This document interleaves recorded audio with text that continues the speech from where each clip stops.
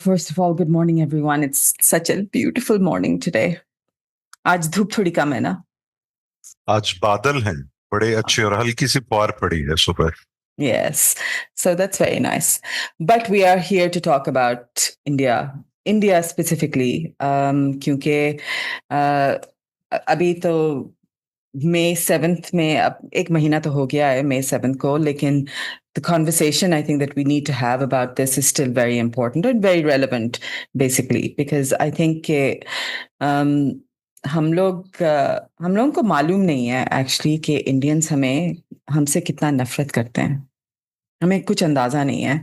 So what I wanted to discuss today was really how different their perception is of Pakistan, or Pakistan, on the other hand, seems to love India. We love everything Indian, and we consume so much Indian stuff that I think that it has really skewed the way that we think about India, and it's messing up our Pakistaniyat.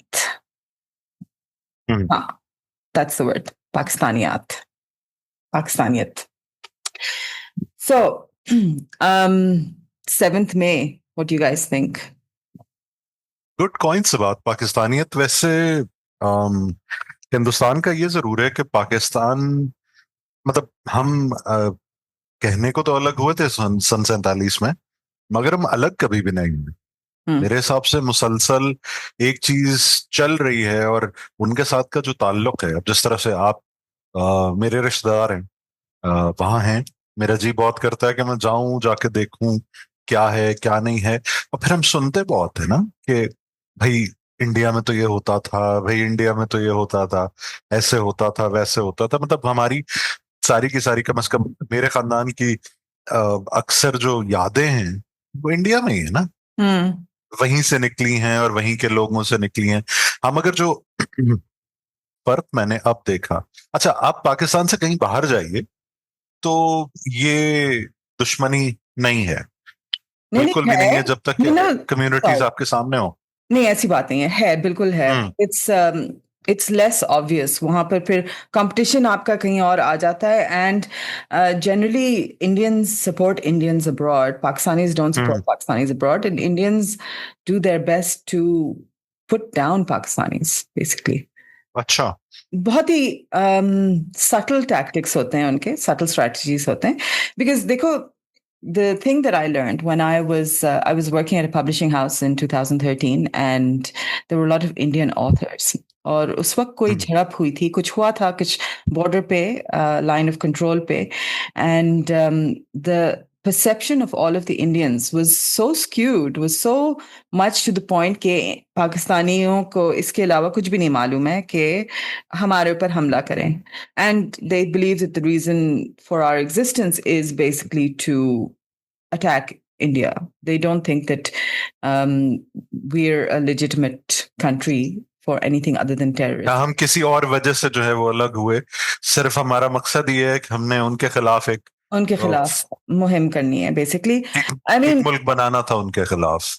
They believe, for example, कि Azad Jammu Kashmir is occupied. I mean, the international community and everyone knows that it's Indian occupied Kashmir. They will never call it Indian occupied Kashmir. They've never been taught that. And it's literally that, बचपन से उनको ये सिखाया गया है कि कश्मीर उनका है और हम लोग मुस्तकिल उस पर कब्जा करने की कोशिश कर रहे हैं. और to some extent, obviously, the feeling is not wrong. 1947 में हमने ही invade किया था.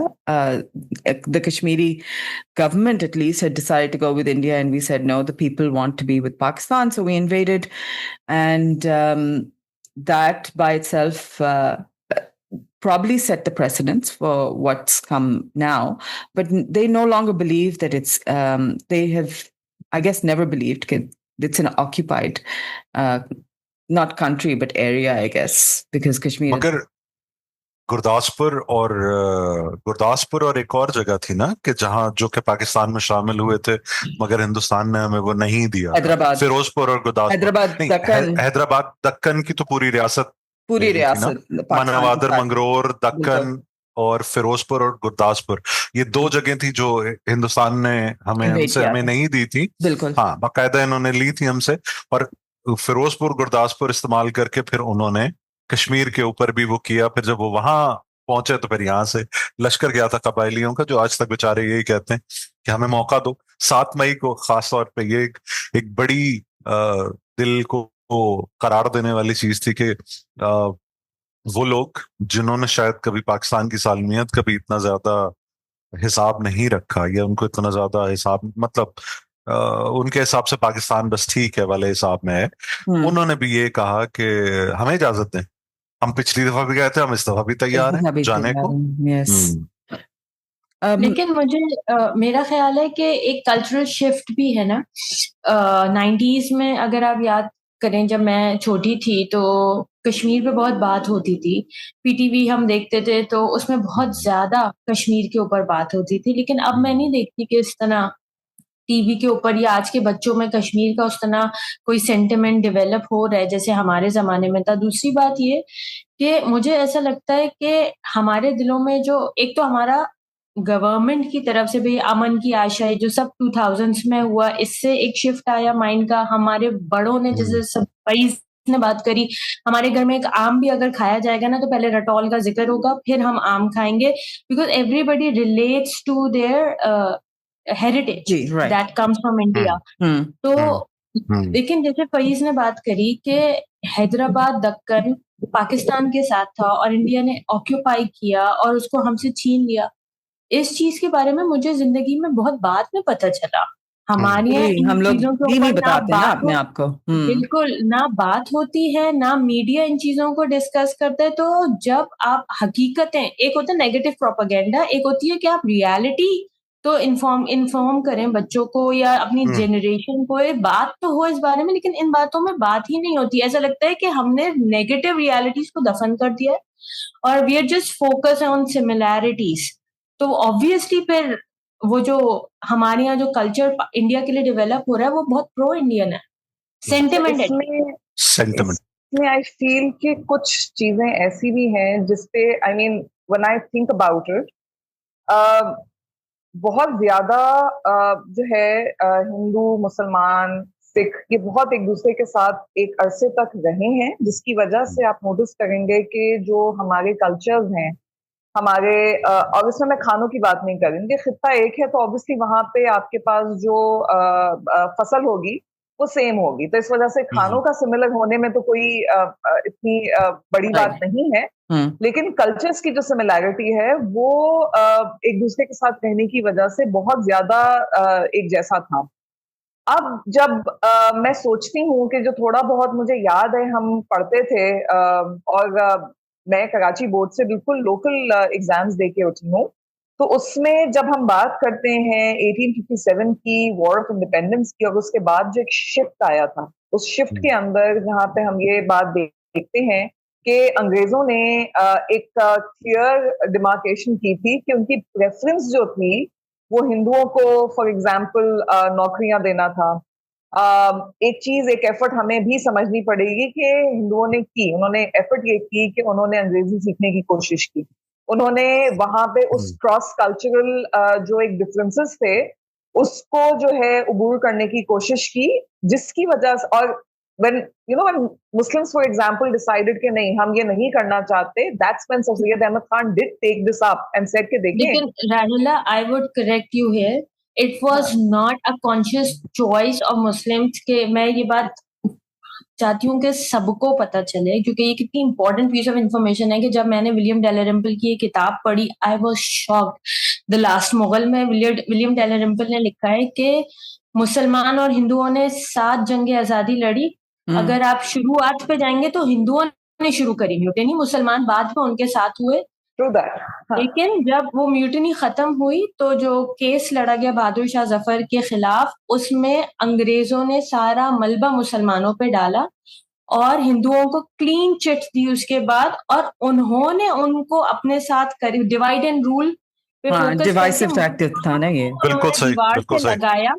और जिस पे मुसलमानों ने रिटेलिएट करके कहा कि अच्छा तुम हमें दीवार से लगा रहे हो, हमें तुम्हें से कुछ लेना देना ही नहीं, हम ना तुम्हारी जबान सीखेंगे ना तुम्हारा कल्चर अडॉप्ट करेंगे, हम बिल्कुल अलग। अच्छा, एक इसमें मैंने ये भी चीज, आप सही कह रहे हो, आप सही कह रहे हो, ये एक रद्द अमल जरूर था, मगर आप ये भी देखो कि जो हमारे दीनी उस वक्त सबसे ज्यादा मजबूत हमारे दीनी मदारिस थे। 2 बड़े मशहूर दीनी मदारिस थे, वही बहुत मशहूर थे।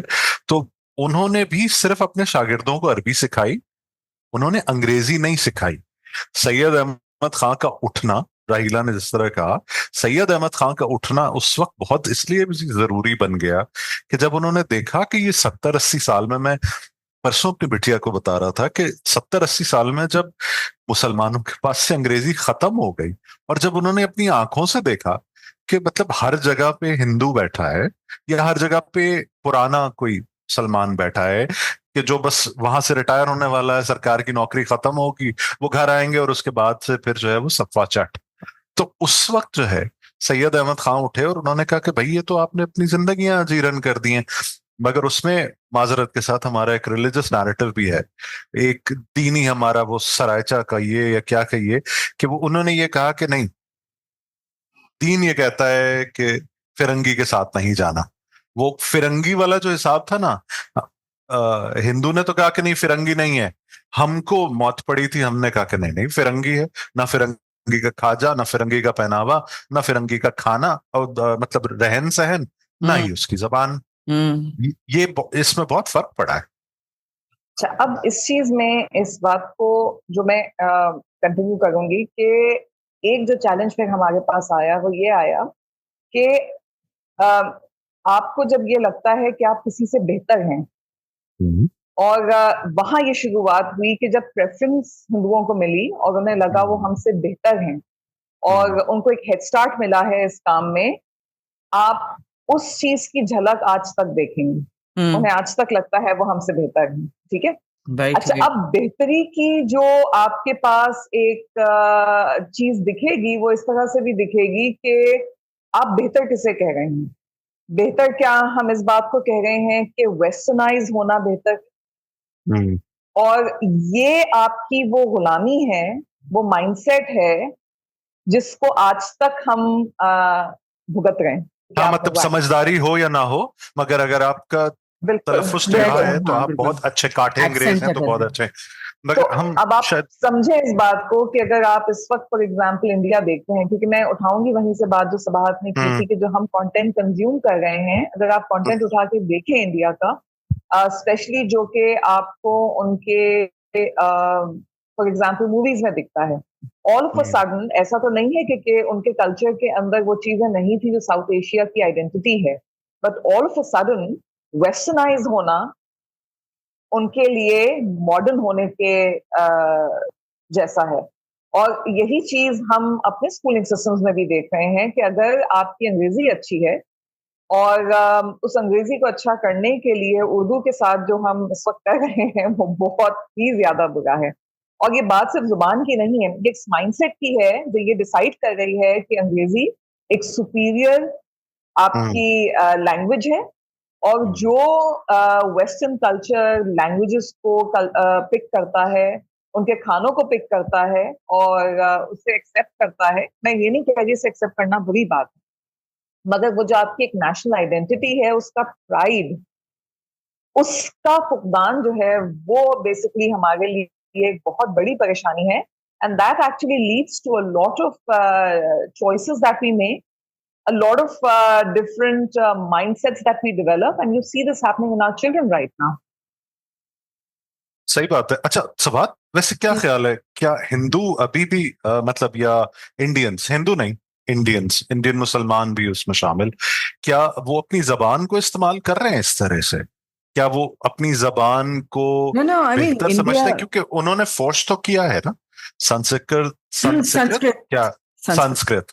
अब अमिताभ बच्चन जो है वो संस्कृत के चक्कर में, और वो जो एक गेम शो था जो बड़ा मशहूर था, वो कौन बनेगा करोड़पति के हिसाब में, तो उसमें वो मुश्किल इस्तेलाह इस्तेमाल करके वो ये जाहिर करने की कोशिश करते हैं कि उनकी जबान बेहतर है, और वो बेहतर है क्योंकि अब वो हिंदी, वो जो एक सीधी सादी हिंदी होती थी ना, जहां वो कभी कभी वो आजकल तो बल्कि वो हर तरफ इस्तेमाल होता है ना, क्योंकि हमें इंडियन मूवीज का हिसाब बढ़ा बहुत है, तो वो कि वो शब्दों का हिसाब है और ये है, और आप अच्छा, एक जिस पे मुझे सबसे ज्यादा मैं जज्बुल होता हूं कि आप सहमत हैं, और मैं कहता हूं नहीं, मैं मुत्तफिक हूं, मैं सहमत नहीं। सहमत क्या मतलब? Do you Agree agree? करना Are you in agreement? Do Are we you in agree on the agreement? same point? Yeah. Absolutely. अब मैं मुत्तफिक जरूर होता हूँ, सहमत मैं नहीं होता। सहमत नहीं होते। मुझसे नहीं हुआ जाता सहमत।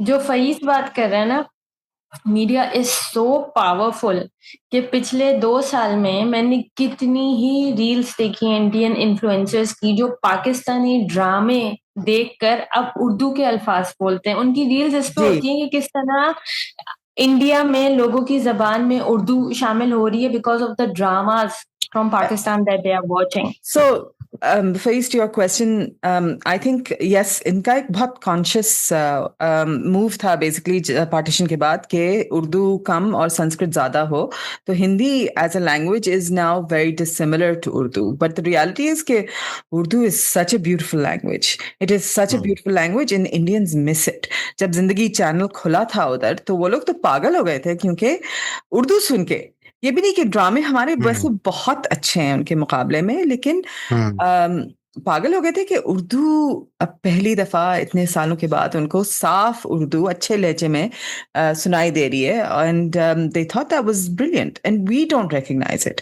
And the reason that I wanted to talk about this is के देखिए, इंडियन प्रोपेगेंडा एक तरफ तो उनका मीडिया है जो हमने देखा था May 7 पे थोड़ा सा मेरे ख्याल में खिसक गए थे बिल्कुल। दूसरी तरफ आपके पास जो पॉपुलर कल्चर है उनका, उनकी मूवीज, उनके टीवी शोज, उनकी किताबें भी हम लोग इतना ज्यादा कंज्यूम करते हैं कि we believe the things that they say. Now popular culture, आपका जो कंटेंट आता है वो बहुत ज्यादा स्ट्रांग होता है बिकॉज हम लोग सबलिमिनली उसको अब्सॉर्ब करते हैं ना, हम लोग ये कॉन्शियसली नहीं अब्सॉर्ब करते, अनकॉन्शियसली हमारे उसमें आ जाता है।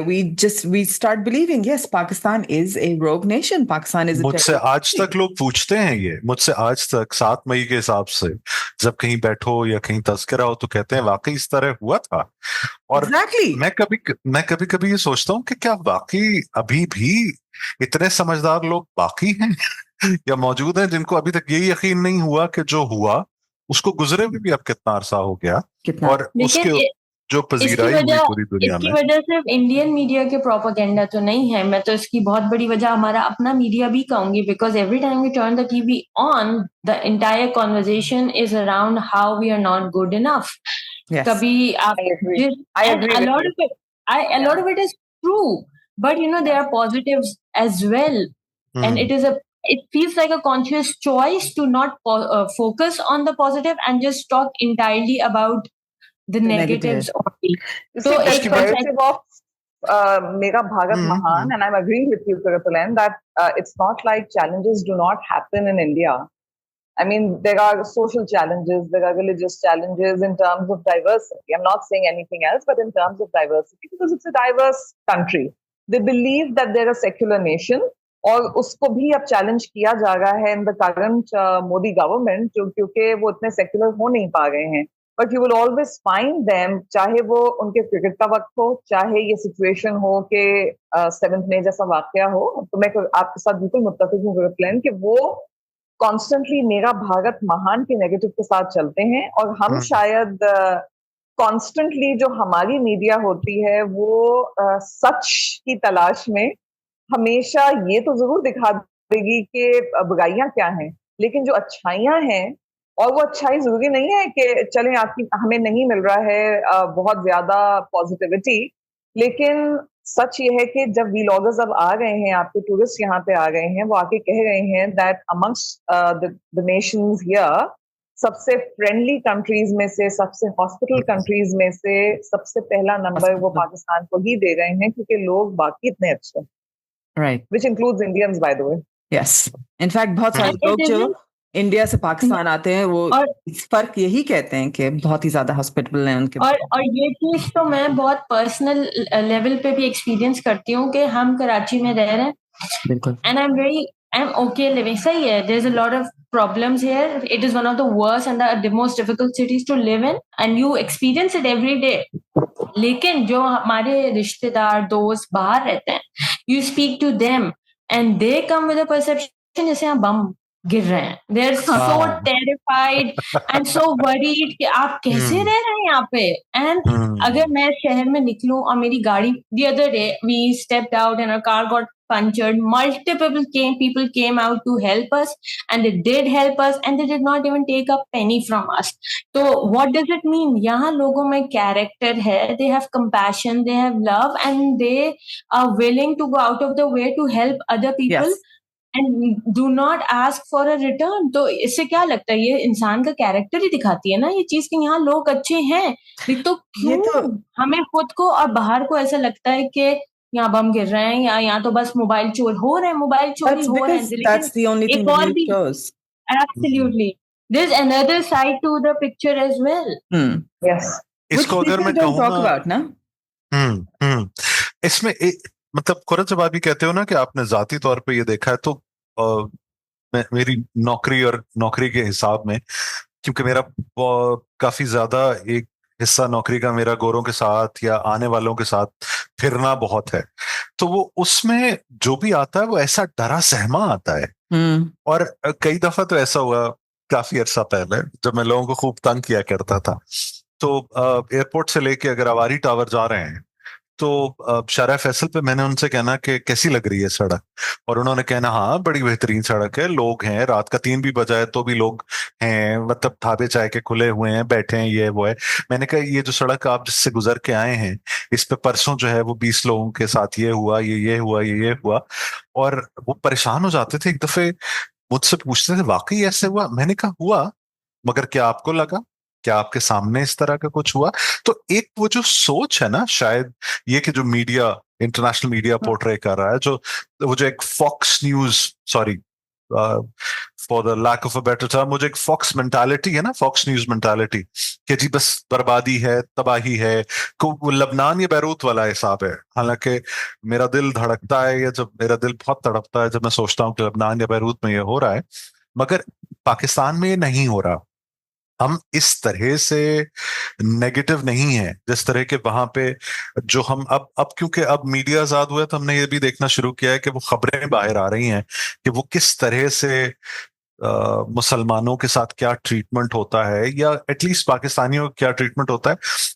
पिछले दिनों शायद आप लोग भी इस पे कमेंट करो कि सोशल मीडिया पे जो चीजें सामने आई हैं वो बहुत परेशान कुन थी। जिस तरह ये जो एयर इंडिया का क्रैश हुआ, हर तरफ पाकिस्तान में ये था कि जी बहुत बुरा हुआ, बहुत बुरा हुआ, बहुत बुरा हुआ, और लोगों ने जब इसके बारे में मतलब जब इसके कंपैरिजन में ट्वीट्स लगाए इंडियंस के, जब हमारे यहाँ पे क्रैश हुआ था, तो वो इतने गैर इंसानी थे। बहुत ज्यादा। अब चाहे वो हैंडलर्स के ट्वीट्स हों, चाहे वो पाकिस्तान हेटर्स के ट्वीट्स हों, मगर इतने ज्यादा गैर इंसानी थे कि मुझे यकीन नहीं आया कि लोग इस तरह भी कह सकते हैं या इस तरह भी हो सकता है। मगर हाँ, ये 7 मई और 7 मई से आसपास ये हुआ, बहुत सारी चीजें इस तरह आई। ये सिर्फ 7 मई का हिसाब नहीं है, ये तो मुस्तकिल का हिसाब है ना। This is what I was saying कि the way Indians hate Pakistanis don't have the corresponding hatred for Indians, and I think that needs to be said. I think हमको बताना चाहिए दुनिया को कि देखें हम में वो चीज नहीं है। हालांकि हमारे ऊपर ही ये सारा मलबा होता है कि you have a hatred, you must change your books, you must teach your children something else. It's constantly to Pakistan because India has marketed itself as, like you said, shining India, and they've done it so well that the world shining India. But I think that Pakistanis, the problem that I have really is that Pakistanis believe it. Pakistanis believe the propaganda, and it's not just bahir wale Pakistanis. Jab main Islamabad mein thi, I was with a journalist, and I was with actually a lot of Islamabadis who just did not understand why I loved Karachi or why I want to go back to Karachi. And they actually argued with me that I did not know my own life because मैंने उनसे एक दफा कह दिया था कि thankfully, mashallah, say I've never been mugged in Karachi. They're like, it's not possible. It's just not possible. You're lying. I'm like, why would I lie about this? I mean, it's a badge of honor for people that they've been mugged in Karachi and survived. But the reality is that I have not, and they just refuse to believe it. These are Pakistanis who have been to Karachi, who've lived here, and who refuse to believe that there could be Karachiites who haven't been mugged. And I have stories like... I haven't been mugged. Exactly. You haven't been 7 times here, 7 times. You've 7 been back times. 7 I just times. look rich. This is such a Karachi conversation to have. Yes. 7 times. But you So- know, wait, I I will wanted go to back just tell to- the story about Karachi. I was with 3 elderly people on my way back from a shadi at 1:30 in the morning, and my mamu's car kept breaking down. हम लोग सखी हसन से defence आ रहे थे, तो अच्छा खासा लंबा रास्ता है और हाँ, गाड़ी 3 दफा रुकी है, हर दफा किसी ने आके मदद की, they started the car, आखिर में गोलीमार में जाके रुक गई और गोलीमार में कुछ भी नहीं हुआ. गोलीमार से this guy came. It's 2:00 in the morning. The streets are empty. This tall man comes to us, and you would think, "Acha, that's it." 3 elderly people, all of us बारी आ गई. up. हमारी बारी आ गई, बिल्कुल. He was a cop. He went home when he found out what his issue was. He woke up his mechanic. The mechanic came back, fixed the car, and then followed us in a rickshaw all the way to Defense to make sure that the car didn't stop again. This That's is compassion. Karachi. This is Karachi. Sure. मैं पूरे जेवर में भरी हुई थी. अम्मी, you know, she had zever. We were all dressed in fine clothes. Nobody did anything to us. That's correct. And these are stories, Sabahat, that must come out. You see, if, for example, there is somebody who's been mugged 7 times, there's also been a Sabahat who has not been mugged and has helped. Yes. And I will tell you something, कि इसमें एक बहुत बड़ा हाथ, I'll tell you, is हमारे जो बड़े हैं, हमारे जो बुजुर्ग, क्योंकि ये जो कल्चर है ना कि आपको मुसलसल ये बात सिखाई जाती है that you have to make sure you're useful to the society. और आप सिर्फ अपनी जात के लिए ना जी रहे हो. आप मतलब I have heard stuff like, तो आपने और कीड़े में क्या फर्क है? कीड़ा भी आपसे बेहतर है कि वो भी इकोसिस्टम के अंदर कुछ ना कुछ फायदा कर जाता है. अगर आपकी जिंदगी सिर्फ आपको फायदा दे रही है. I mean, these are the kind of very harsh, things that I've heard from my elders. But the fact is that this is not just my story.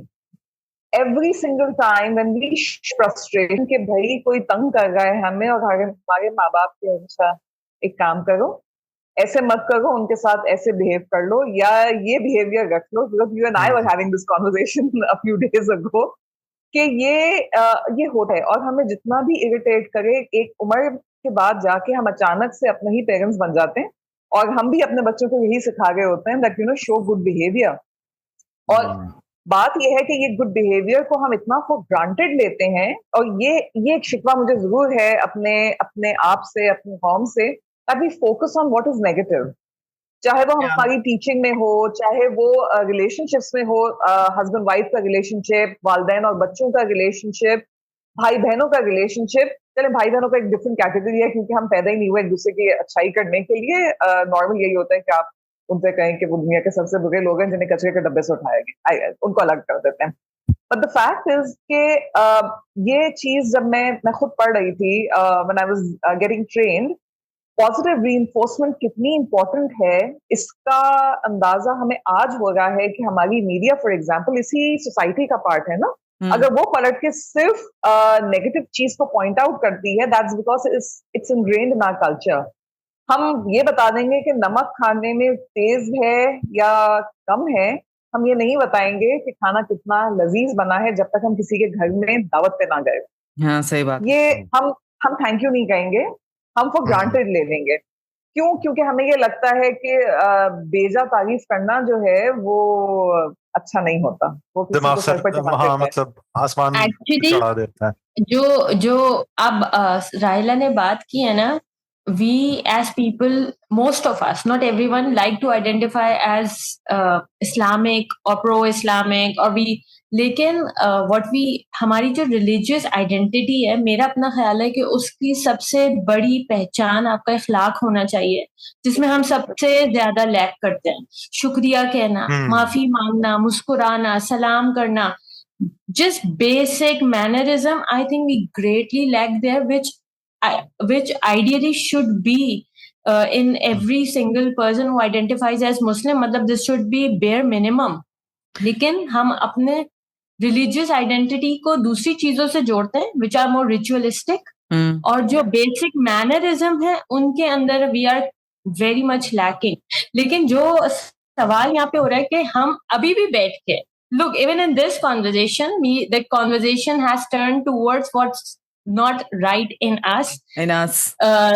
But comparatively in India, उनके अंदर आप अगर देखें सबसे ज्यादा rape India में होते हैं, कास्ट सिस्टम सबसे ज्यादा इंडिया में ही है, डिवाइड, कास्ट सिस्टम, बहुत बड़े बड़े चैलेंजेस हैं जिन पे वो काबू नहीं भी, अगर आप देखें तो रेप कल्चर पे वो काबू नहीं पा रहे, लेकिन इस पे कोई कॉन्वर्जेशन नहीं हो रही, इसको मेंशन भी नहीं, इसका जिक्र भी नहीं है। वो दूसरी तरफ निकल गए कि they are only focusing on what's good in them, जिसका असर ये आ रहा है कि उनका नेचुरल पर्सपेक्टिव ये बिल्ड हो रहा है कि they are better than everybody else. हाँ, क्योंकि पूरी दुनिया जो है वो उनके साथ वो शाइनिंग इंडिया के चक्कर में मौजूद है, मगर दिल्ली को या दिल्ली एनसीआर को rape capital of the world अब नहीं कहा जाता। हालांकि अच्छा, इंडिया में नहीं कहा जाता, इंडिया के बाहर सब यही कहते हैं। सब यही कहते हैं। बात ये भी है कि शायद वो जो ये रहीला कह रही थी ना कि हमारे अम्मा अब्बा का भी कसूर ये है कि उन्होंने हमें बचपन से ना हमें बचपन से ये सिखाया जाता है टोकना कैसे है, हमें बचपन से ये सिखाया जाता है कि गलती की निशानदेही कैसे करनी है, और निशानदेही ये करनी है कि भाई ये गलत है ताकि सही कर लो। हालांकि ये सही कर लो वाला गलती नहीं है, हमें गलती इसलिए सिखाई जाती है, वो एक हमारे अंदर एक चीज शामिल हो जाती है कि हम फिर सही कर लो वाला हिसाब नहीं करते, हम सिर्फ टोकते रह जाते हैं, ये गलत है, ये गलत है, ये गलत है, ये गलत है, शायद ये। और जब हमें कोई टोक दे तो हमें बहुत बुरा लगता है कि ये मतलब परफेक्ट को कैसे आप उसको सही कैसे कर सकते हैं, how can you one up a perfect person. ये शायद हमारे अंदर अब इस हद तक चला गया है कि फिर जब हम बैठ के हम टीवी के ड्रामे देखते हैं, माजरत फिर मैंने नाम ले लिया, मगर जब हम वो ड्रामे देखते हैं तो फिर हमें वो लगता है, हालांकि उसमें बहुत टॉक्सिसिटी होती है, बहुत बहुत ज्यादा उसके अंदर तेजाबियत भी है, बहुत ज्यादा उसके अंदर मनफी रवैये भी हैं, अजीब अजीब बातें भी हो रही होती हैं, मगर चस्का फिर हमें उसी का पड़ जाता है, चटखारा फिर हमें वहीं से मिलता है कि नहीं? मतलब हमारी जिंदगियों में इतना चटखारा है और हम उसे छोड़ के वो जो टीवी की स्क्रीन के अंदर चटखारा है, हम वो और उसके अंदर सारी चीजें और ये कैसे और वो कैसे, और मगर हम फिर भी ये तो मैं मानता हूं, हम शुक्रिया नहीं कहते, हम गरीब को शुक्रिया कहने में सबसे ज्यादा परेशान होता है। कि मेरे साथ अक्सर ये होता है, मैंने खैर देखा भी है, अपनी जात पे खर्च करूंगा तो शायद काफी सारा खर्च कर लूंगा और सोचूंगा भी नहीं, मगर किसी को टिप देते हुए बहुत ज्यादा तकलीफ होती है, ठीक है, बहुत ज्यादा तकलीफ होती है। सीखा पहले, अब नहीं, अल्लाह का शुक्र है। हुआ ये कि मैंने बिटिया को आदत डाली कि वो, और फिर समझाया कि उसने, अच्छा कुरत हम अभी बात कर रहे थे कि ये जो कल के बच्चे हैं, ये वो रोशनी तो जरूर देख रहे होते हैं कि तस्वीर सबसे अच्छी खूबसूरत तस्वीर कहाँ निकलेगी और सबसे अच्छी बनेगी कैसे और कौन सा पोज है, या वो पाउट करना है या नहीं करना है, वो इतनी सारी कहानियां। मगर जो चीज एक चीज अगर आप इनको सिखा दो ना, या अगर आप इनको एक चीज पढ़ा दो, तो वो सवाल इतना शदीद आता है और इस बुरी तरह से ब्रूटल सवाल आता है, मतलब मेरे पास इसके अलावा कोई लफ्ज नहीं है कि वो इंतहाई ब्रूटल सवाल होते हैं। तो वो एक ब्रूटल सवाल आया, क्यों देते हैं, वो बड़ी मुश्किल से उसको नेविगेट किया। फिर अब ये होता है कि अब उसने सिखाया है कि मतलब अब वो खुद कहती है, दे दें, क्या फर्क पड़ता है, आपके पास तो है ना। और ये सबसे आसान इसकी वजह, इसका जवाब है कि दे दें, आपको क्या फर्क पड़ता है, आपके पास तो है ना। माशाल्लाह, अगर ये आप सोच के करें, क्यों नहीं। नहीं, देखो, आई अंडरस्टैंड कि this is your personal thing, but I have to disagree, क्योंकि मेरे ख्याल में पाकिस्तानी जितना देते हैं, हम लोग बहुत देने वाले लोग हैं, बहुत ज्यादा। मैं अक्सर सोचती हूँ कि कराची ऐसा शहर है कि यहाँ पर कोई भूखा नहीं हो सकता है, क्योंकि यहाँ पर इतने फूड किचन्स हैं, इतनी जगहें हैं जहाँ पर आपको खाना मिल सकता है। और आई मीन हमारे तो डॉक्यूमेंट्रीज हुए हुए on beggars who have so much money that they have they have credit cards, they earn more than I do because they earn we export beggars by the way, because of this. Yes, Because basically. we give so much. We give a lot. We are a nation in general that gives a lot. There's so much. नहीं, आप सबात माजरत, आप भीख मांगने वालों को दे देंगे, मगर वो करीम वाला या वो बाइकिया मैं वाला तो दूंगी सब या वो फूड पैंडा वाला नहीं, मैं वैसे बात कर रहा हूँ क्योंकि मैंने लोगों को देखा है कि लोग उनसे अठन्नियों चवन्नियों का ऐसा, खैर अब अठन्नियां चवन्नियां रही नहीं है। मैं आप लोगों की बातों से मुझे जो मेरा दिमाग जो चीज नतीजा अखज कर रहा है वो ये है कि पाकिस्तान का एक्सपीरियंस डिपेंड करता है कि आप किसके साथ बैठे हुए हैं। सही है, अगर आप एलीट के साथ बैठे हुए हैं तो आपका एक्सपीरियंस बिल्कुल अलग होगा। अगर आप मासेस के साथ, वर्किंग क्लास के साथ बैठे हुए, मिडिल क्लास के साथ, तो बिल्कुल अलग होगा। आप मिडिल क्लास से नीचे ब्लू कॉलर क्लास के साथ बैठे हुए, बिल्कुल अलग होगा। जो आप बात कर रहे हैं देने की, इसमें भी फर्क है। My husband said this to me the other day कि यार I'm in awe of our चौकीदार, of our gatekeeper, हमारी क्योंकि कभी ऐसा नहीं हुआ that I saw him eating anything alone. कुछ भी वो खा रहा होता है, he invites somebody from the next door, from कहीं से भी, he would never eat alone, he would share his food. And he said मुझे इतना जबरदस्त लगती है बात कि the spirit of giving in this blue collar community is insane. Yes. They share everything, they share their lives, they share their homes. किसी की शादी होगी, पूरा खानदान घर में आ जाएगा, they are willing to share, which is very contrasting to what we see in the elites, where the entire focus is on getting things, on taking things, on hiding things, on not sharing things, on disconnecting. तो पाकिस्तान की diversity मुझे इस तरह से समझ में आ रही है कि the entire experience depends on where and whom you are with. देखो, मुझे ऐसे लगता है, एक बहुत अजीब सी मैं एनालॉजी देने लगी हूँ कि ये अगर आप देखें कि ये हम एज ह्यूमन बीइंग्स, अगर हम कहें कि हम कोई मछली हैं, तो ये डिपेंड करता है कि आपने जो है ना कौन सी वाली बेच ली हुई है। अगर आपकी बेच ये वाली है कि मुझे अपनी जिंदगी बेहतर से बेहतरीन करते चली जानी है, तो no amount of money is going to be enough, you will always have less, there will be less contentment, and that is what starts happening when you move, for example, in the corporate world, right? Okay, so right now I was entitled to an X car.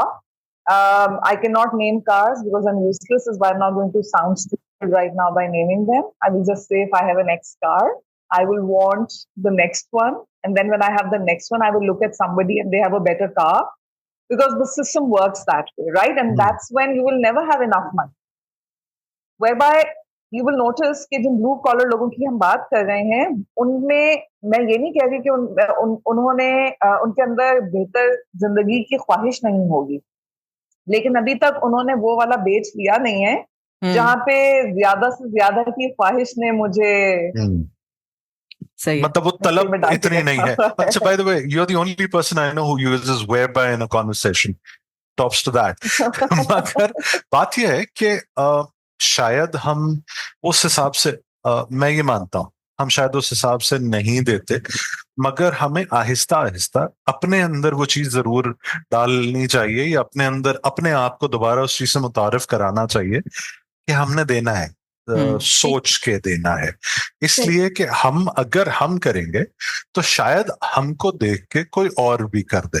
वो giving forward वाला हिसाब है ना कि किसी और के साथ कर दो भलाई, या किसी और के साथ नेकी कर दो, वो बहुत जरूरी है मेरे हिसाब से, हमारे लिए वो बहुत जरूरी है। आहिस्ता आहिस्ता मैं फिर अपने वालिदैन को ये कहूंगा कि मुर्द इल्जाम तो नहीं ठहराऊंगा, क्योंकि जो उनकी सोच है वो मेरे अंदर पुख्ता हुई और अब मैं उसे इस्तेमाल कर रहा हूं। हम अगर ये नहीं अभी रहने दो, अच्छा अभी नहीं दो, ईद पे दे देंगे, कहीं बाहर जाएंगे तो दे देंगे, अच्छा वो किसी भिखारी को दे देंगे। भिखारी को भीख देना और किसी काम करने वाले का शुक्रिया अदा करना, अब आप इस पर सोच सकते हो कि बेहतर क्या है। मेरे हिसाब से किसी काम करने वाले का जो आपके लिए जो आपकी मदद कर रहा है, आप यकीन कीजिए, बाहर निकलता हूं, हम सारे बाहर निकलते हैं, मगर जब बहुत सारे ऐसे पेट्रोल पंप पे पेट्रोल डालने वाले लड़के हैं जिनको अगर मैं सलाम कर लूं या मैं शुक्रिया अदा कर दूं तो वो मुझसे दोबारा पूछते हैं क्या कहा आपने जी। मतलब कई जगह तो मुझे मुझे सलाम का जवाब नहीं मिलता. And I insist because my daughter is sitting with me. I insist on saying Assalamu alaikum more politely and more nicely. The only reason is that I cannot, for the love of it, see a person not responding to an Assalamu alaikum just because he's never heard it. मतलब हजारों लोगों से उसने मिलना है दिन में और उसको कोई भी सलाम नहीं करेगा क्या? Please, I'll tell you something. People at work sometimes see me as an anomaly, and I'll tell you why. Many a times जब मेरा जो दफ्तर है उससे मेरी पार्किंग जरा दूर है. My office is kind enough to provide a shuttle and a parking space on IH Chandigarh Road, which is crazy when it comes to parking, right? So it's a huge privilege that I have right now. अच्छा, अब होता ये है that because I'm physically agile, क्योंकि मुझ में सब्र नहीं है, इस वजह से मैं कई दफा ऐसा होता है कि मैं वॉक करके चली जाती हूँ कि दिन का वक्त है तो सुबह के वक्त या वापसी पे अगर मैं जल्दी निकल रही हूँ, वक्त पे निकल रही हूँ, गलत है जल्दी कहना, तो मैं वॉक करके भी आ जाती हूँ. अच्छा, अब इस सिचुएशन में क्या होता है कि नॉर्मली आपको सुनने में ये मिलेगा कि जो आपकी ट्रैफिक पुलिस है कराची में वो कितनी बुरी है, वो किस तरह की है और वो रिश्वत लेती है और ये सब कुछ करती है. Bad words that people use for them. और मैं आपको ये बताना चाहती हूँ कि मैं नॉर्मली इसलिए हूँ क्योंकि इन सबको मैंने, जब मैं रोड क्रॉस करने लगती हूँ तो ऑब्वियसली वहां पे कोई फॉर्मल ट्रैफिक लाइट्स नहीं है, पुलिस वाले मैनेज कर रहे होते हैं हर इंटरसेक्शन को. And I cross at least 2.5 of these, जिनमें से किसी एक पे आपको रोड क्रॉस करनी पड़ती है. And each time, not just for me, but for anybody who wants to cross the road, they will help by stopping the traffic, helping you through with a lot of dignity, with a lot of respect. And now that they have been watching me cross roads almost on a daily basis, तो कभी कभी ऐसा भी होता है कि शक्ल आ जाती है और उसमें जगह होती है, मैं बैठ जाती हूँ और मैं सामने बैठती हूँ तो मैं उनको ऐसे हाथ दिखाती हूँ and they smile back, and the rest of the shuttle thinks I'm mad because I connect with them and I say hello to them. Just once there was somebody who had walked with me, तो वहां पे एक अमरूद वाला है जिसको मैं सलाम करती हूँ कि मैं उनसे अमरूद देती हूँ, बहुत अच्छे अमरूद देते हैं वो. ये अलग बात है कि मुझे बातें करने का शौक भी बहुत है, अनलाइक बाहर. तो मैं बैठ करके उनसे जो है पूछती हूँ कि वो कहाँ से आए हैं, क्या कर रहे हैं. तो इन सब के साथ जब मेरी कॉन्वर्सेशंस होती हैं, people who are with me think I'm mad. And I'm thinking, if you're not doing it, you are mad because these are people you interact with on a daily basis. On a daily basis. Your interaction is not just with people you work with. Your interaction is also with the people that you come across on the roads every single day, चाहे वो आपके मोहल्ले में हो. शायद इसी वजह से my father does not like leaving this मोहल्ला. What's important for him? ये सब्जी वाला मेरा है, ये फल वाला मेरा है, ये barber मेरा है. You know, these are people you connect with. Human beings need connection, and I find that very strange. That if you're being civil to somebody, I'm seen as an anomaly. Yeah, why is that an anomaly? Exactly. Why is that an anomaly? Shouldn't that be the norm? Because हमारे ये silos तो हमारे societal silos है ना, क्योंकि आप school जाते हैं और आप अपने खानदान में रहते हैं या आपके दोस्तों का दायरा होता है, आपका खानदान का दायरा होता है, फिर आपके काम वालों का दायरा होता है, and that's it. That's the extent of your interactions, and it has always been that way. So you don't step outside those silos. We've been doing that all our lives. See, but that's because our classrooms are structured that way. Exactly. Just letting you know that. Yeah. You know, you teach your children, और स्कूलों में हमें classrooms, just 1 second कि हम classroom में बैठते हैं, हम बैठ करके हम बच्चों से कहते हैं आपके इंडिविजुअल जो हैं वो सीट्स हैं. इन सीट्स के ऊपर मैं तो खैर एक ऐसे वक्त पे भी गुजर चुकी हूँ जहाँ पे आप पेंसिल रबर तक शेयर नहीं कर सकते, कि डिसिप्लिन के लिए आपको सिखाया जाता है that you should bring it, responsibility हो आपके अंदर. आपने ये काम यूनिवर्सिटी तक किया, फिर अचानक आपसे कहा गया कि जी अब आपने ग्रुप प्रोजेक्ट पे काम करना है. That's the first time you understand that आपकी दुनिया जो है वो आपके अलावा और लोगों को भी इंक्लूड करेगी, आपको सुनना पड़ेगा. जिस तरह मैंने अभी फिलम को काटा, इसलिए जान के काटा था film, because I wanted to make a point here that I stopped you there and I am like no, what I am saying is so important, right?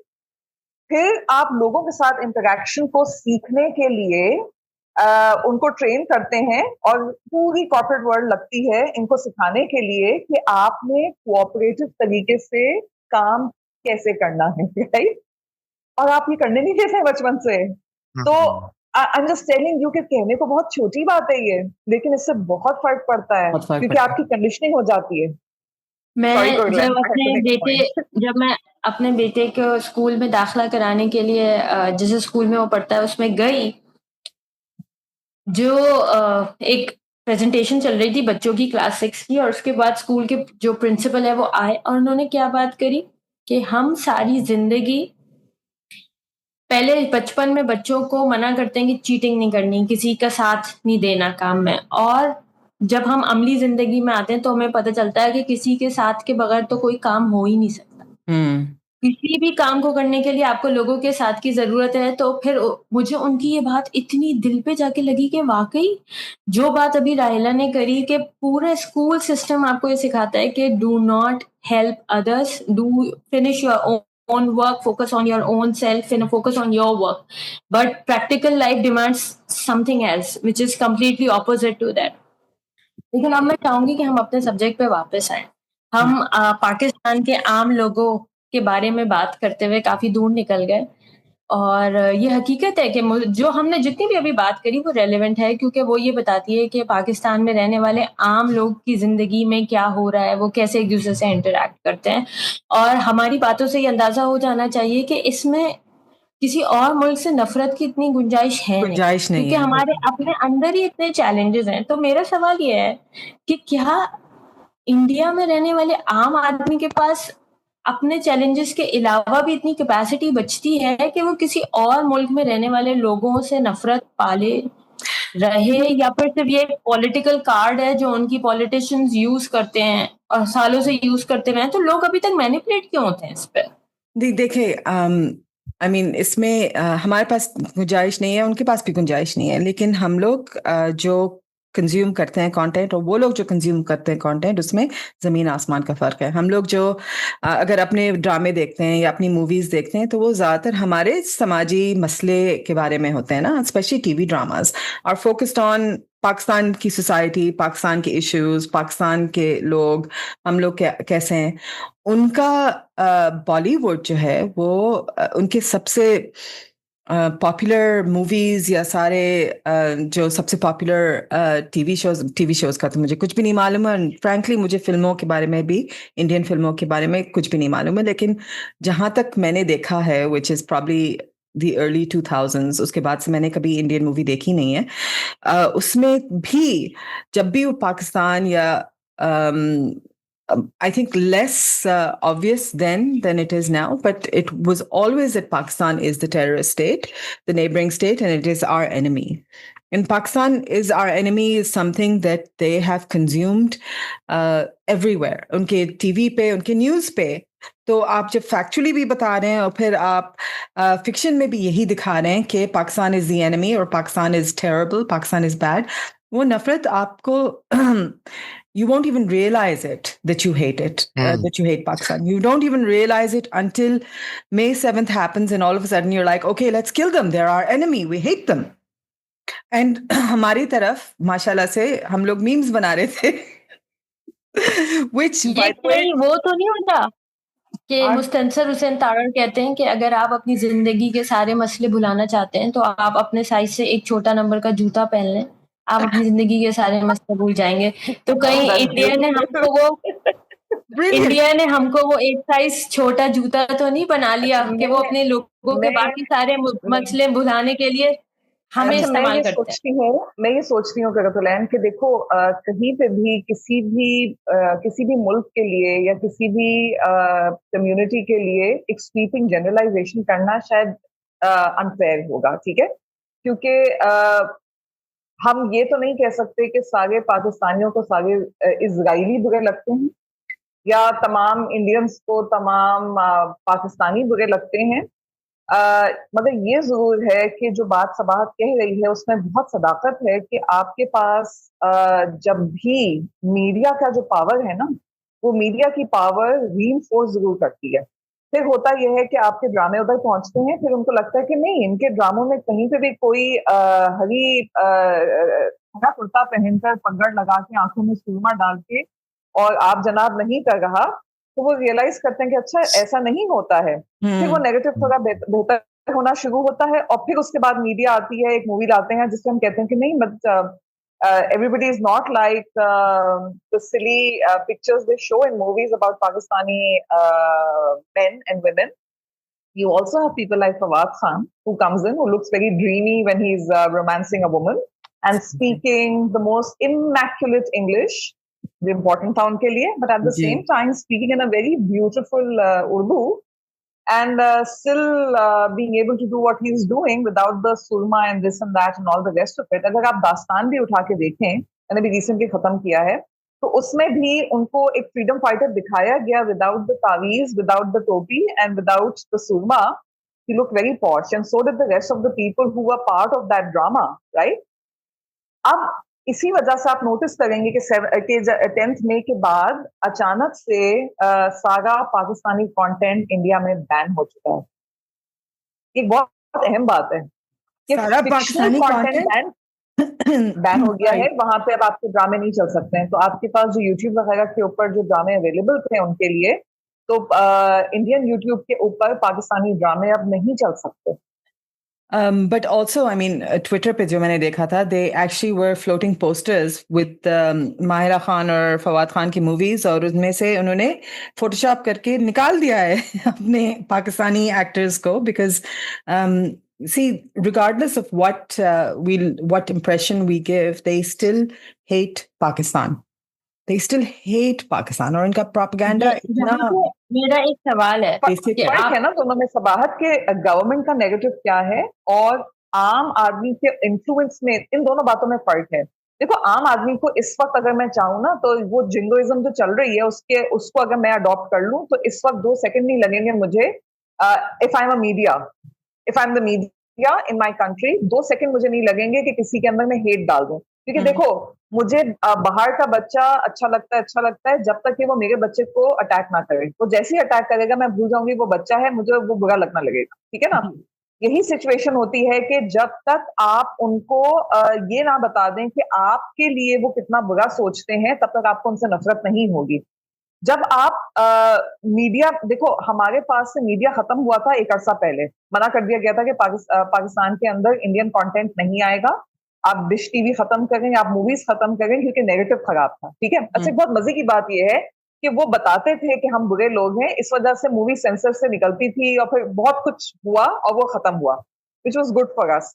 हमारी तरफ से कंटेंट में कभी एंटी इंडिया चीजें नहीं जाती हैं, मगर क्योंकि वो एक पॉजिटिव इमेज शो कर रही है, वो positive image does not go with what their politics wants to do, which is get the people, the अवाम एंटी पाकिस्तान. इस वजह से 10th मई के बाद अब इन्होंने ये किया कि जब इतना वो आया, बैकलैश आया कि भाई हानिया आमिर का ड्रामे बंद हो गया. I mean, वो कहने को एक जोक है, ठीक है ना, मगर टेक्निकली पाकिस्तानी कंटेंट आपने बंद किया, जो कि पॉजिटिव रीइंफोर्समेंट थी. इस पे बहुत बड़ा और ये क्यों किया, ये सोचने वाली बात है. आप न्यूज चैनल्स बंद करें, मुझे बात समझ आती है कि अपोजिंग है ना, जैसे हमारी हिस्ट्री की किताबें वहां, उनकी हिस्ट्री की किताबें हमारे पास नहीं आ सकती हैं. तो अगर आपने व्यू देखना है तो आप दुबई जाएं, और दुबई जाकर के किसी न्यूट्रल बुक शॉप पे बैठ करके इसको मिलेगा तो आप देख सकते हैं, वरना आपको नहीं मिलेगा. कंटेंट में तो कुछ हिस्टोरिकल नहीं था, कुछ पॉलिटिकल नहीं था, ड्रामा था ना वो. तो आप सोचें कि ये क्यों हटाया गया है. इसको हटाने की वजह ये थी कि उनकी अवाम के अंदर जो ये पॉजिटिव सेंटिमेंट बन रहा था अवाम के लिए, नॉट फॉर पॉलिटिशियंस, अवाम के लिए, उस चीज को रोकना बहुत जरूरी था. लेकिन मेरा जो चीज मुझे सबसे ज्यादा वियर्ड लगती है इस पूरी सिचुएशन में, मासेस को आप कंट्रोल कर सकते हैं with propaganda, with blocking content, I get it.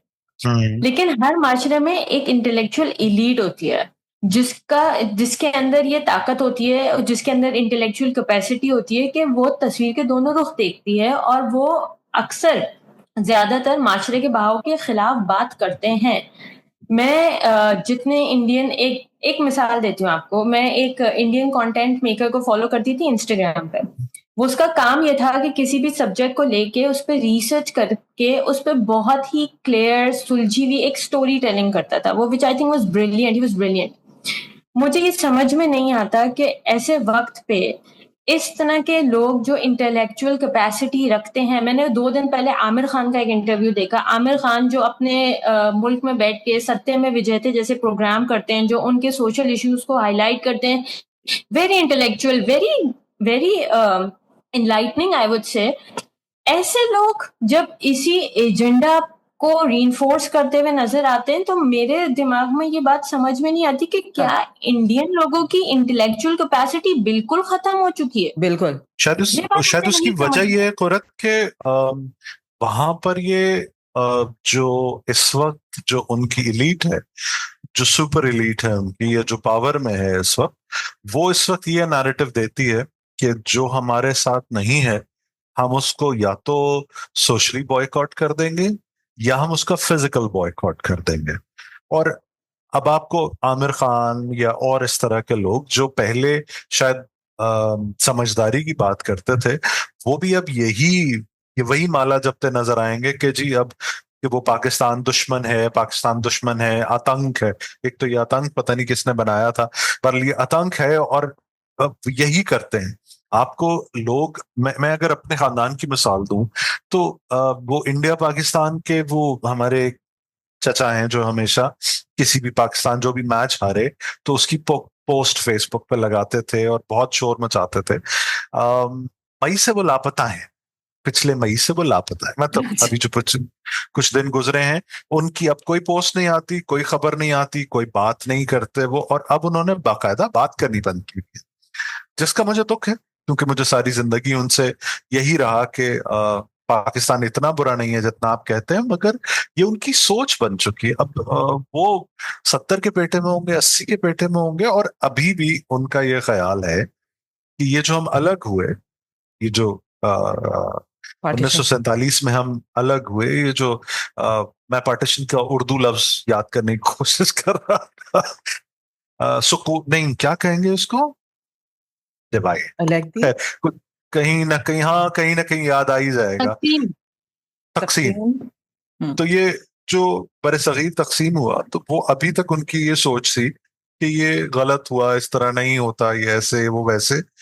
अब शायद उनको वहां पे लोगों का रद्द-ए-अमल देख के, या लोगों को जिस तरह से वो भेड़ बकरियों की तरह इस्तेमाल कर रहे हैं, अब देख के ये अंदाजा होता है कि शायद गलत है। अब वो इसी वजह से अब वो चुप हो गए हैं। पिछले दिनों एक वो मौलवी साहब हैं, वो उनके कोई स्कूल्स हैं, कोई 150 स्कूल वो कहते हैं कि वो चलाते हैं, और वो इंडियन है कोई साहब, वो ये बताते हैं कि अब उनके यहाँ जो कल्चरल आइडेंटिटी है ना, वो बिल्कुल खत्म हो गई। मतलब इस्लामिक आइडेंटिटी सब मर्ज हो चुकी। अब उनके यहाँ कोई मुसलमान नहीं है और कोई हिंदू नहीं है, क्योंकि वो माजरत के साथ, हाँ सेक्युलर है। अच्छा, मतलब वो शाहरुख खान के घर की तरह है कि बेगम जो है वो पूजा के लिए जा रही हैं और वो शायद ईद की नमाज या जो भी वो थोड़ा वो बिस्मिल्लाह अल्लाह अकबर जो भी कहते हैं वो कर लेंगे। तो वो अब बराबर चल रहा है, और जिसकी वजह से वो लोग अब बहुत परेशान हैं। मगर उस दिन एक ये भी मैं देख रहा था, मुझे नहीं पता कि ये सही है या नहीं है, कि वहां ये जो मुतासिब या इंतहा पसंद लोग हैं, ये जो मुतासिब वो करते हैं, जो ये प्रोपेगेंडा करते हैं आरएसएस वाले, ये 2% भी नहीं है, 2% लोग भी नहीं है जो इतनी ज्यादा मुतशद्दिद सोच रखते हैं। मगर फिर भी वो 2% लोग जो हैं वो उन 98% लोगों पे भारी हैं। न सिर्फ भारी है बल्कि इतनी बड़ी मिडिल ईस्ट में भागी है ना फैज, इस बात को हमें समझना पड़ेगा। And I am going to go back to what Fazlain was saying कि आपको अगर इंडिया में रहना है तो आप हिंदू, मुसलमान, क्रिश्चियन बन के नहीं रह सकते, सिख बन के नहीं रह सकते, आपको हिंदुस्तानी बनकर रहना होगा, ठीक है। और इसमें अभी मैं आपको बताऊं कि जब ईस्टर पे मास हो रहा था, या ये लोग वहां पे भी गए हैं उसको डिस्टर्ब करने के लिए, so it's not just against Muslims, वहां पे बाकी लोगों के साथ भी यही सिचुएशन चल रही है, ठीक है। इसमें रहते हुए अगर फॉर एग्जाम्पल किसी मुस्लिम मूवी स्टार को वहां पे एग्जिस्ट करना है तो उन्हें उनकी तरह सेक्युलर होके ही एग्जिस्ट करना पड़ेगा, वंदे मातरम पे ही रह सकते हैं।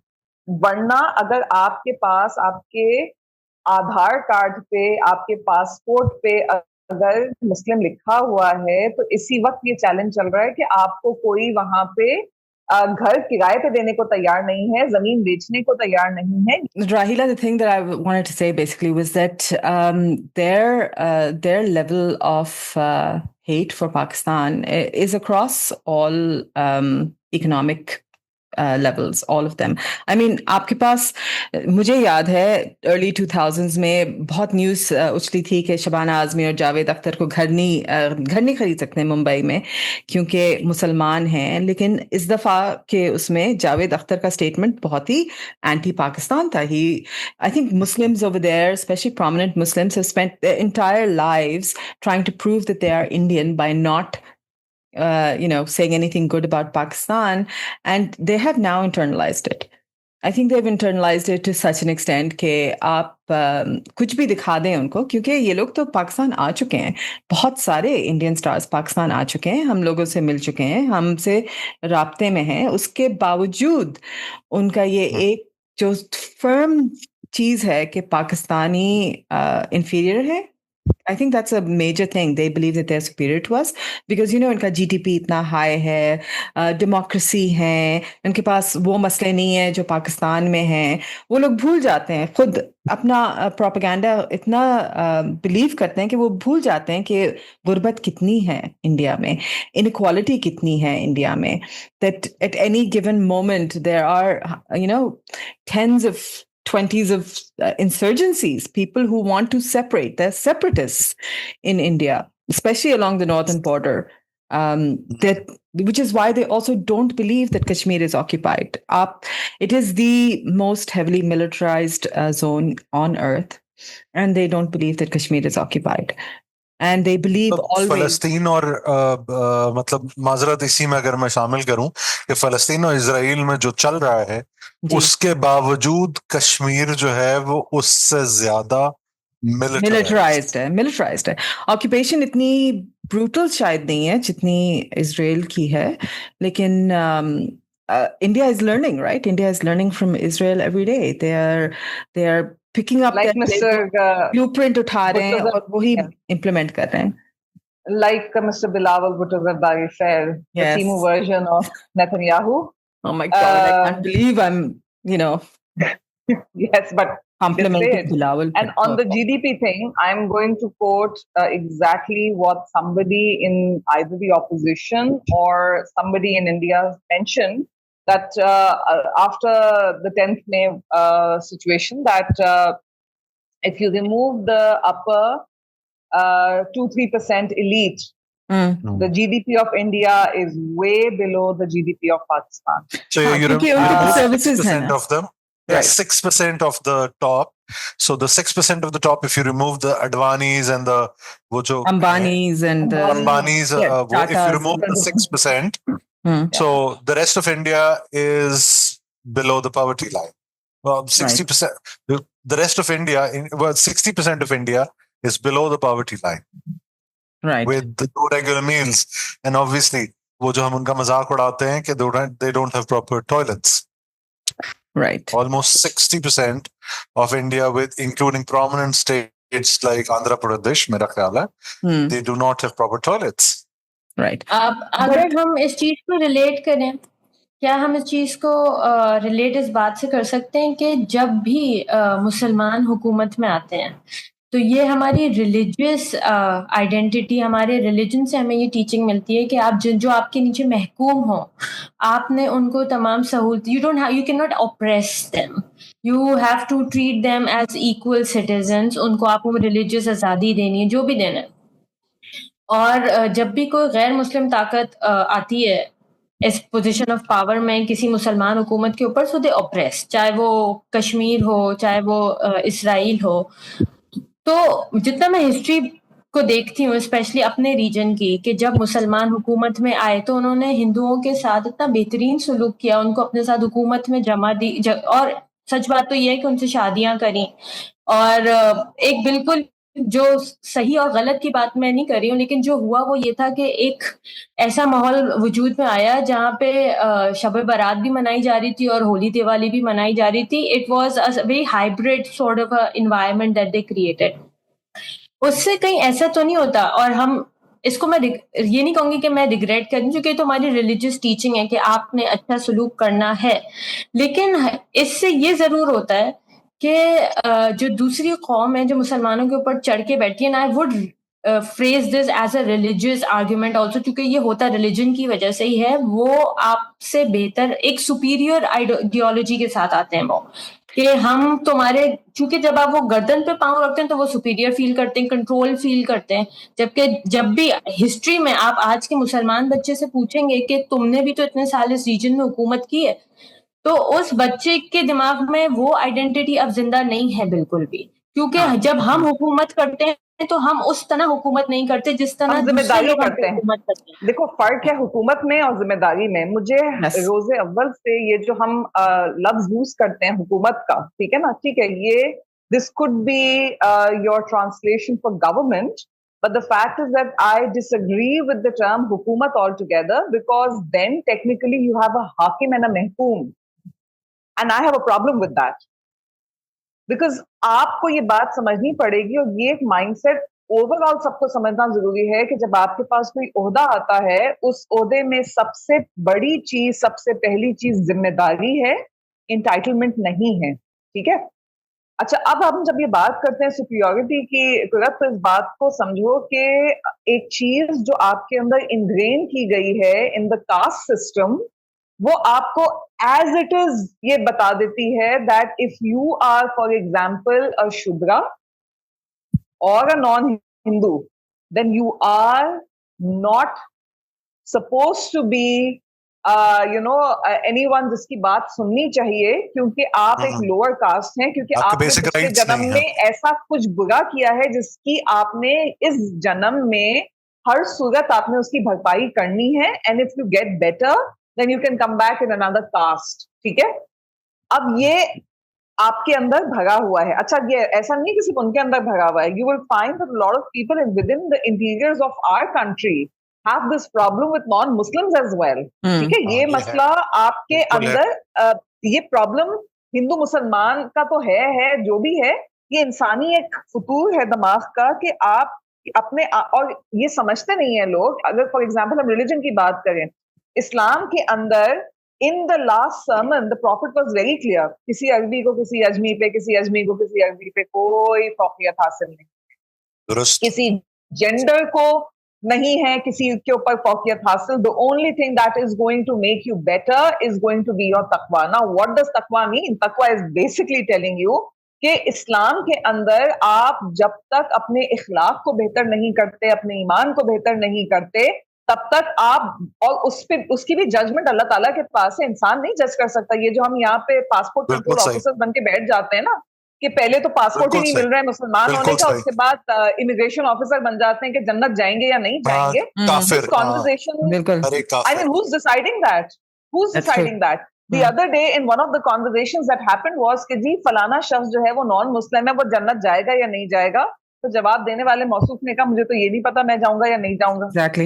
आपका, और फिर उनसे ये भी सवाल किया गया कि अगर आपकी औलाद जो है वो आपकी बात ना सुने, ना फरमान हो जाए, तो आप क्या करें? तो उन्होंने कहा देखें, मेरा काम उस तक मैसेज पहुंचाना है, मेरा काम खत्म। उसके आगे, बहुत समझदारी की बात, बिल्कुल सही बात, उसके आगे मेरी जिम्मेदारी नहीं बनती है। मैं तब तक उसके लिए जिम्मेदार हूं, उसकी तरबियत के लिए, जब तक कि वो बालिग नहीं हो जाता। बालिग होने के बाद मैंने बात पहुंचा दी ना। और ये एक बात हम समझ नहीं पाते हैं कि नबी करीम हजरत मोहम्मद मुस्तफा सल्लल्लाहु अलैहि वसल्लम ने भी आपसे मांगा क्या था? आपसे गवाही इस बात की मांगी थी कि क्या मैंने मैसेज पहुंचा दिया? उन्होंने कब ये कहा था कि मैंने आप सबको मुसलमान बना दिया? ये तो कभी भी नहीं कहा उन्होंने। टेक्निकल पॉइंट है राहिला, बहुत अच्छा, सही है।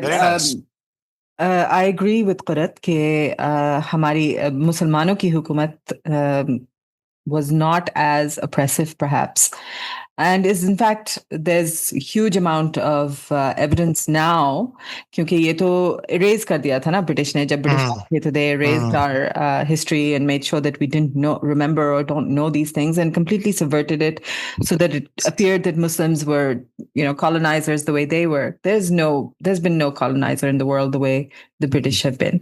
और जो ये नफरत है ये ब्रिटिश ने ही शुरू की थी. It was their stated aim कि हम लोगों को compartmentalize करें, the way the great steamers had compartments. That was their aim, basically. The thing is कि I think Muslims are persecuted worldwide. No, they're persecuted globally. We are the predominantly persecuted class, and India has just joined the bandwagon. आपके जो extremists हैं, आपके जो RSS हैं, ठीक है, सिर्फ 2% हैं, लेकिन the reality is कि it will only take a little tipping point for the rest of the population to behave just like the RSS when push comes to shove. Literally, it will take. I mean, you have people like Shashi Tharoor, who is supposed to be a minister. You have, forget him, you have Trita Parsi, who is running a global think tank out of Washington. And if he will talk about everything, he will talk about Palestine, he'll talk about Muslims, he'll talk about the Middle East, he'll be perfectly rational. If he talks about Pakistan, he will use the same talking points as Modi. The same talking points. He will insist कि हर terrorist attack जो हुआ है India में वो पाकिस्तान के ने करवाया है. I mean, they will insist, for example, कि अभी जो हुआ है पहलगाम का इंसिडेंट ये पाकिस्तान ने किया था, उसका कॉन्टेक्स्ट बिल्कुल नहीं बोलेंगे कि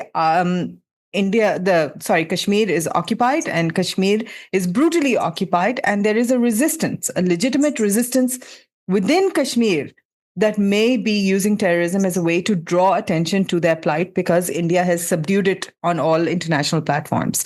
And the reality is that they will never ever discuss that India funds the BLA, India funds Tehreek-e-Taliban Pakistan, and the kind of losses that Pakistan has endured. I mean, Tehreek-e-Taliban Pakistan did December 16th, 2016.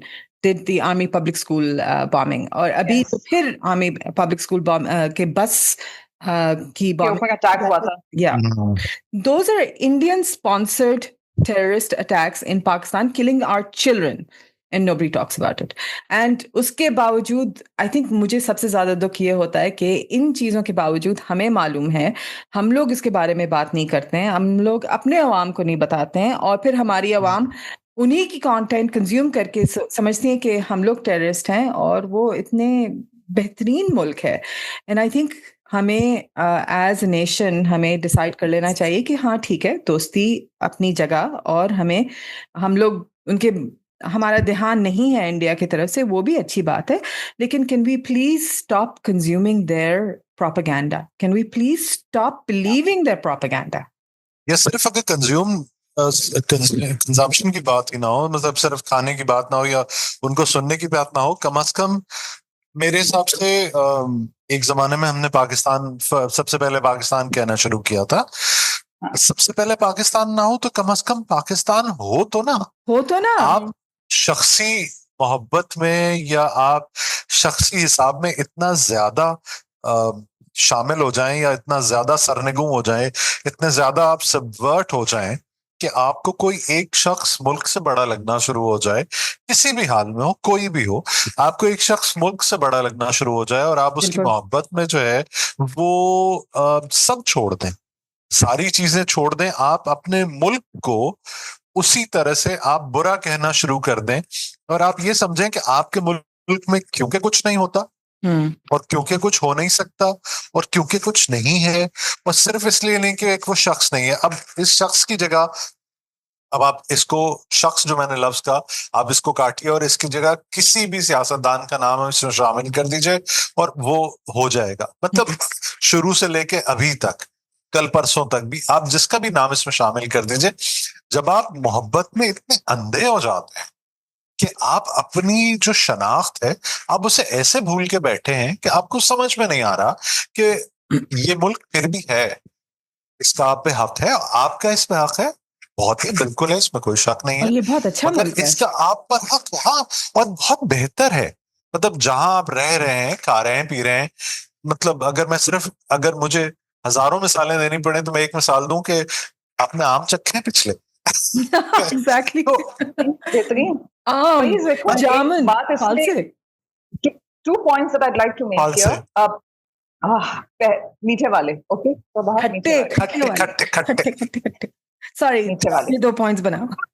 So my 2 points here. Number 1, जो एक मैंने शुरू में बात की थी कि अपनी आइडेंटिटी से शर्मिंदा होना हमें बंद करना पड़ेगा, हमें रिकॉग्नाइज करना पड़ेगा कि हम एक्चुअली अगर हम कह रहे हैं कि हम अच्छे लोग हैं और चले हम अच्छे लोग इन द मेकिंग भी हैं, ठीक है ना, तो वो अच्छाई हमारे ही अंदर से आ सकती है। हमें किसी मसीहा की जरूरत नहीं है जो कि हमें इस चीज से निकाले। अपनी अपनी कैपेसिटी में अगर हम कुछ अच्छा कर सकते हैं, ठीक है ना, तो हम कॉन्शियसली वो अच्छा करें, वो एफर्ट करें। मतलब I would go as far as saying कि pick up something as simple as एक जर्नल निकाल करके एक वो काम जिसके लिए आप कह रहे हैं कि आज वो एक मैंने एफर्ट किया ये अच्छा करने के लिए, अच्छा सोच लिया, अच्छा बोल लिया मैंने अपने मुल्क के लिए, ये भी इनफ है, ठीक है ना, एक अच्छा काम जो आप कर लें।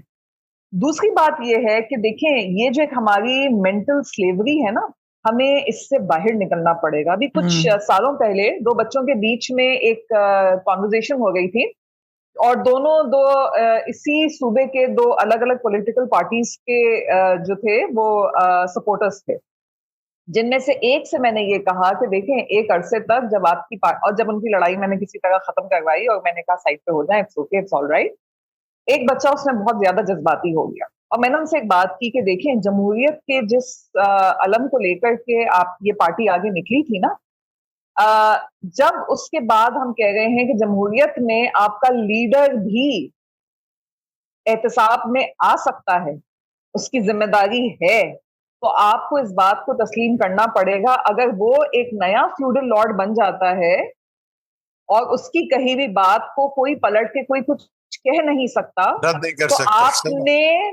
आपने जमीनों के बगैर एक नया फ्यूडल लॉर्ड खड़ा कर दिया और आप उसी मेंटालिटी में दोबारा खड़े हो गए हैं जहां पे आप कह रहे हैं कि जो मेरा लीडर कह देगा वो सही है, ना कि इस बात के कि जो भी मेरा लीडर कहेगा या दुनिया में कोई कुछ भी कहेगा है, मुझे अपनी अकल इस्तेमाल करनी है और देखनी है कि मेरे मुल्क के लिए सही कहने वाला शख्स कौन है, ठीक है ना? और इस मेंटल स्लेवरी से निकलना बहुत जरूरी है।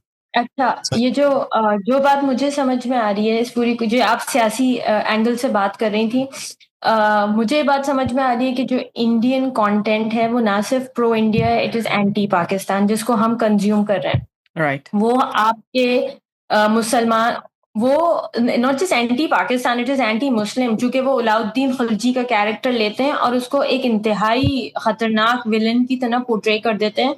और मसले की बात ये नहीं कि उन्होंने ये किया, हमने उसे बाय किया। आप पाकिस्तान में रहने वाले किसी भी बच्चे से पूछें कि अलाउद्दीन खिलजी एक अच्छा इंसान था या बुरा, तो वो आपको यही बताएगा कि वो एक बुरा इंसान था, क्योंकि उसने उसकी रियलिटी को इंडियन पर्सपेक्टिव से इंटरनलाइज कर दिया। तो मेरा ज़हन मुझे ये बताता है कि इस सारी प्रॉब्लम का जो अंडरलाइन इशू है वो है हमारी कम इल्मी। हम अपने बच्चों को अपनी तारीख के बारे में, अपने बारे में कुछ नहीं बता रहे। हमारा जो तालीमी निज़ाम है वो उनको जो तालीम दे रहा है उसका अपने हिस्ट्री, अपने हेरिटेज से कोई ताल्लुक ही नहीं है। हमसे पहली दो जनरेशंस गुजरी हैं, इस बात को मानने में मुझे कोई शर्मिंदगी नहीं है कि उन्होंने ज़्यादा वक्त इल्म हासिल करने में इस तरह सर्व नहीं करा है। जाहिर सी बात है वो अपनी ज़िंदगी बनाने में ज़्यादा सर्व थे, वो उनके ऊपर ज़्यादा इकोनॉमिक चैलेंजेस थे।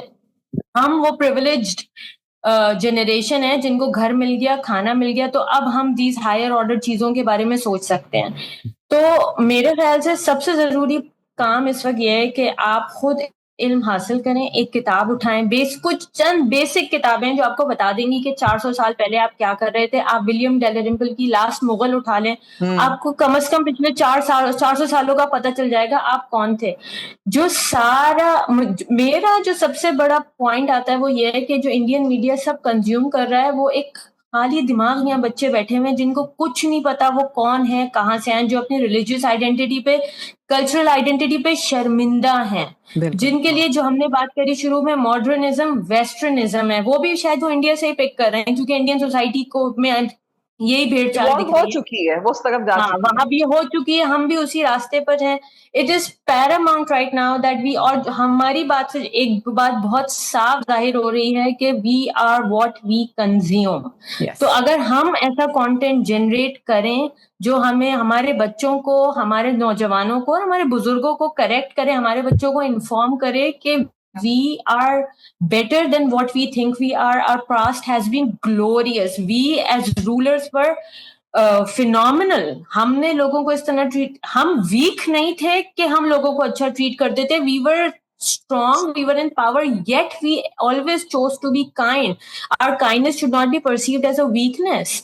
It was our generosity. So I think awareness and creating content that actually gets facts straight is paramount at this point in time. सही, मैं इसको थोड़ा सा इस जहत में भी लूंगा, इस तरफ भी करूंगा कि हमने कंटेंट अब बनाना है, हमने लोगों को अब आहिस्ता आहिस्ता एजुकेट करना है, और शायद इस वजह से ही ये जो एक गुफ्तगू है इसी वजह से चली, और ये हमने भी यही इसी वजह से सोचा कि ये गुफ्तगू हम करें और बैठें और इसके बारे में बात करें, और फिर वो बना जिसको हम क्या कहते हैं सबात, क्या नाम दिया था हमने इसको?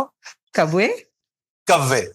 तो ये कव्वे इसीलिए इकट्ठे हुए हैं कि हमें खबर तो हो कि क्या हो रहा है, या हमें अगर ये खबर है तो कम से कम हमारे सामने वालों को तो खबर हो कि क्या हो रहा है, या हम सोच रहे हैं, क्योंकि सिर्फ हम नहीं हैं इसमें, और बहुत सारे लोग हैं जो इस बात पर तवज्जो भी देते हैं, सोचते भी हैं, परेशान भी होते हैं, और हम ये चाहते हैं कि लोग सुने भी, सोचें भी, और इस तरफ सोचें कि अभी अंधेरा नहीं है इतना जितना कहा जा रहा है या बताया जा रहा है, या वो जिस तरह आजकल क्योंकि पूरी दुनिया में जंग के बादल हैं और वो बादल हमारे सर पे टिके हुए हैं जाके, या वो ये हो रहा है और वो हो रहा है, पहुंच गया है।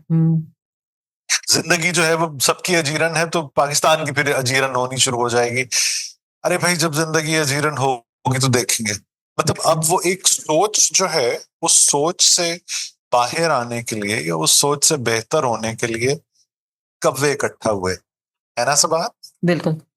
आई थिंक देखिए, हमारी तरफ से कंटेंट आजकल वैसे तो है, बहुत है, लेकिन हम लोग खुद उसे पस मंजर पे लाना जरूरी है। बिल्कुल, हाँ, हमें उसे पस मंजर पे लाना, हाँ, और साथ ही साथ उस फॉर्मेट में लाना जो कि आज का बच्चा कंज्यूम कर सके। मगर जिनको मैं बच्चे कह रही हूँ, मैं आपको बताना चाहती हूँ, वो जेन ज़ी अगले 2-3 सालों में 30 साल की हो जाएगी, और वो अब जेन अल्फा के लिए जो है वो तैयार हो गई है, जनरेशन बीटा के लिए तैयार हो गई है, तो उनके लिए कम से कम उस फॉर्मेट में कंटेंट आना जरूरी है।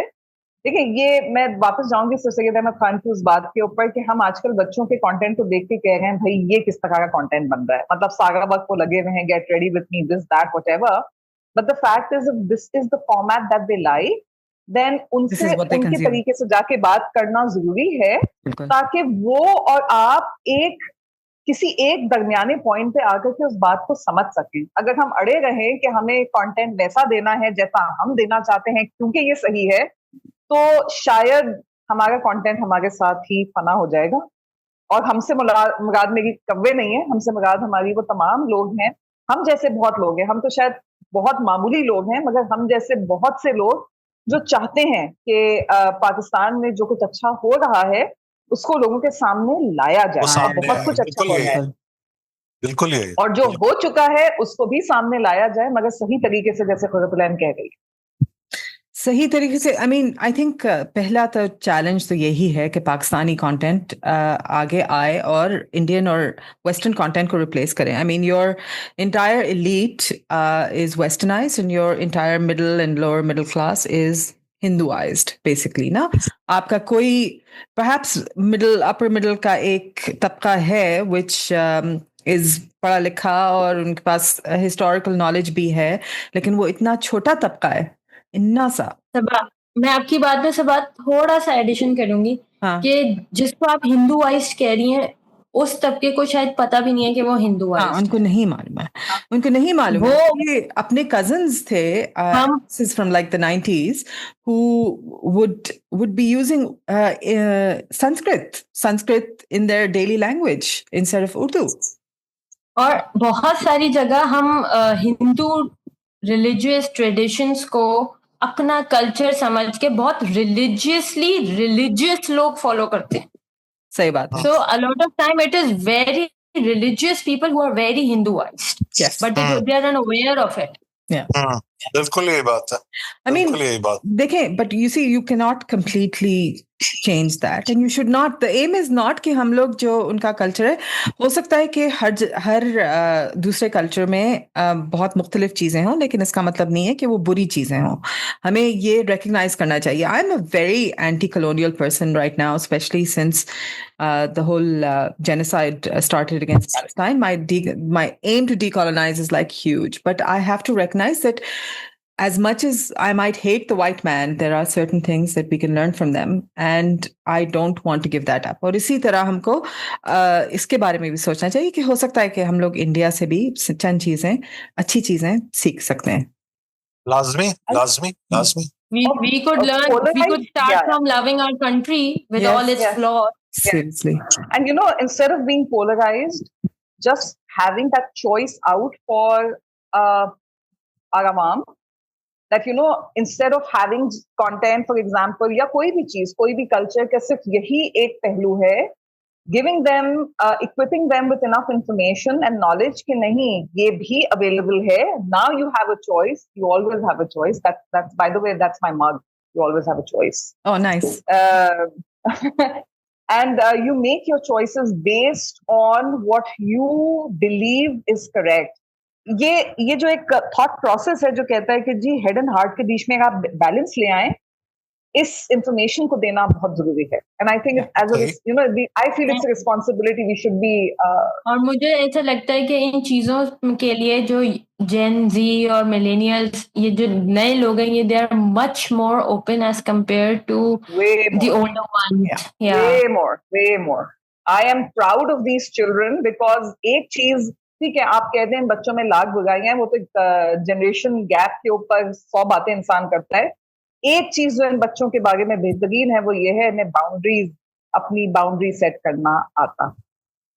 सिर्फ यही नहीं राहिला, मेरे हिसाब से इन बच्चों में एक चीज जो मैं बच्चों में देख रहा हूँ, जब मैं बच्चा कहता हूँ तो उससे मतलब है कि मेरे से नीचे सारे, जिसका मतलब है शायद वीलॉग वाले भी सारे बच्चों में शामिल होते हैं.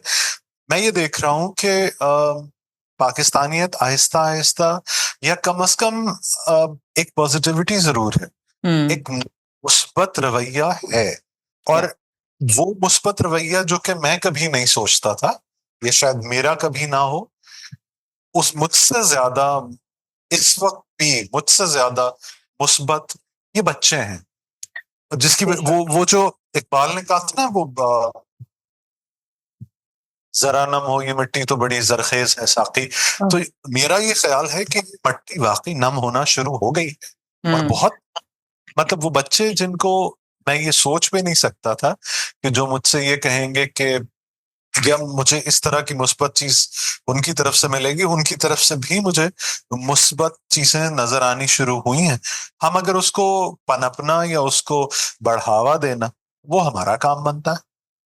और ये वक्त ऐसा है, like we've discussed before, actually, that the time now is ripe to do this because correct. Yes, there's a huge amount of patriotism.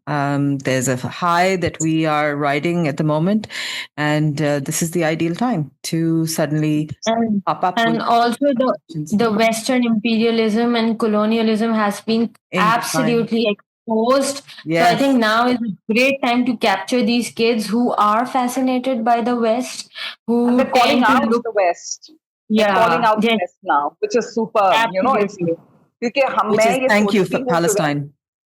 Yes, and thank you to all these fantastic Indians who decided to attack us and get the memers out to show the memes what wonderful spirit our country has. Yeah, seriously. And I think this is now the perfect time for us to bank on the future of this country.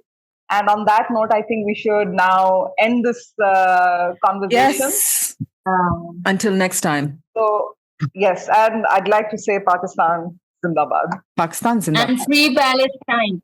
Free Palestine, yes. Free Palestine. Always free Palestine. Our prayers are for them. Free Kashmir, free Palestine, free Congo, free Sudan. Oh my God, there are too many of them. And get done with all the oppression in this world. Inshallah. Inshallah. Okay. Inshallah. Signing off then. Okay. It was lovely talking. Signing off then. Yes, lovely talking to all of you guys. Bye bye. अस्सलाम वालेकुम।